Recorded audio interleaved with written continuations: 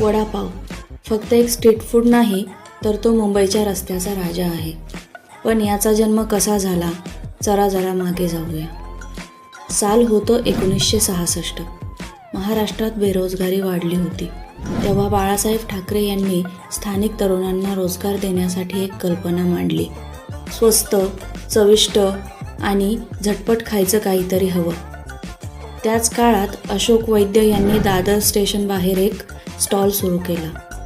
गरमागरम बटाटा वडा पावात ठेवला, त्यासोबत तिखट चटणी आणि मिरची, आणि जन्म झाला वडापावचा.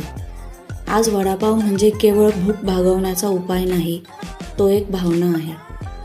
अशोक वडापाव दादर, आनंद वडापाव CST, गजले वडापाव ठाणे आणि शिवाजी वडापाव विलेपार्ले, हे सगळे स्टॉल्स आजही लोकांच्या जिभेवर राज्य करत आहेत. आणि पुण्यातलं गार्डन वडापाव तर खासच. लाल चटणी, तळलेली मिरची आणि कुरकुरीत पाव. एकदा खाल्लं की पुन्हा पुन्हा जावंसं वाटतं. आज वडापाव भारतातच नाही तर परदेशातही पोचला आहे. आणि म्हणूनच वडापाव एक चविष्ट इतिहासाची गोष्ट.